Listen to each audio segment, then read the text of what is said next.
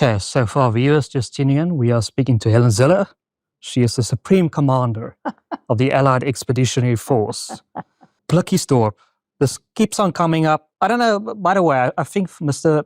Adams, Fadiel Adams, doesn't like you. I think when you said that you're committing a genocide against colored people, there was a falling out there. I mean, that is so gross. Anyway. That is just so gross. I can't laugh at it, but it's so absurd. What can you do? Yeah, but Blikkiesdorp, he keeps talking about this, my viewership, and the commentary. And do you want to talk about that? Well, Blikkiesdorp happened when Dan Plato was the mayor. And if you will recall, there was a massive invasion of newly built houses that was meant for people on the waiting list.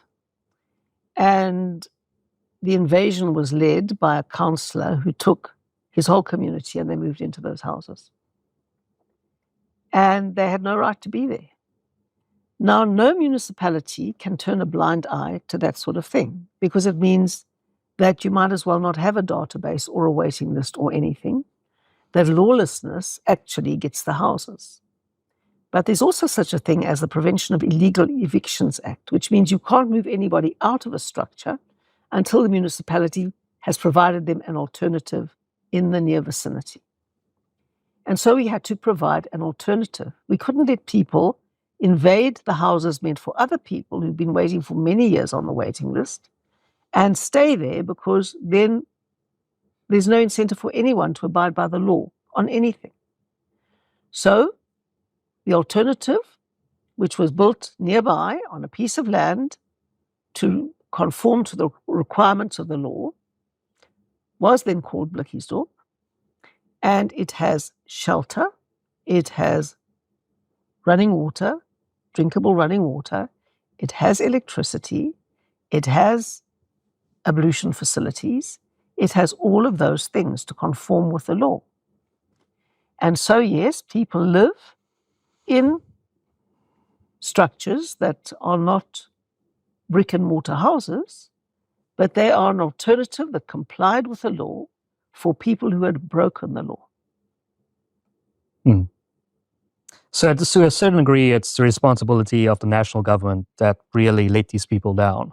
It keeps coming back. No, providing adequate economic growth for sustainable solutions, that would not be the alternative. Look, sustainable economic growth and jobs is a very complex process. Obviously, you've got to have good corruption-free government that does its job properly, including education, including health. Those are largely provincial competencies, including basic services, which are local government competencies. Obviously, when you've got a government that passes a law allowing for expropriation without compensation, who's going to invest in your country? Nobody is. Without investment, you will not have growth and jobs. So the tragic lack of growth and jobs because of lack of investment is the national government's fault. Absolutely. But there are many other things that come into it. There are many factors that contribute to extreme poverty in South Africa. One is teenage pregnancies. The scale of that problem is breathtaking to behold. That's a structural contributor to poverty. The scale of men who abandon their responsibilities to look after their children is another breathtaking thing, which contributes to generational poverty. The failure of local government to provide water, sewage, electricity, roads, clean environments contributes massively. There are a whole series of factors that work together to cause a country to decline, and you have to reverse a lot of those factors to get a virtuous cycle going. And I talk about all of those factors because it's not only the government's fault. The government has to change its economic policy, no question. It has to stop things like making race more important than competence in appointments, for example. It has to stop fig leaf legislation like BBBEE, which is just legalized corruption to make a few people in the ANC rich. It has to stop all of these things. On the other hand, every person in society has a responsibility to give more than they take, if they can, and to make sure that when they have children, they are going to really commit their lives to looking after those children and to giving them a future, even if they are poor. And that level of responsibility is very, very important. And local government committed to serve, absolutely committed to eradicate corruption. Those are all important things to get a virtuous cycle going. Another major contributor to generational poverty and decline is the horrific extent of substance abuse in South Africa.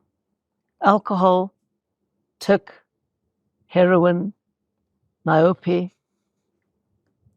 I was just in Johannesburg recently and visited Fadiel, otherwise known as Fitas, which is a very famous precinct. And I was totally appalled by the number of people who were clearly substance addicted, who were living on pavements and parks and in bridges and all over. And that makes the suburb very risky and dangerous for law-abiding citizens. And it makes investment into those areas almost impossible, except by the illegal scrap metal dealers that pop up on every corner to pay people cash for the infrastructure they are destroying and wrecking all over that city. That is a contributor to economic decline, to joblessness, and to decay. And we have to find an intervention in the scale of substance abuse that has some chance of curbing it and making it manageable. Otherwise, it will destroy entire sections of the city. Do you have an idea in mind? I do have ideas in mind, but I want to check if they are feasible and implementable first.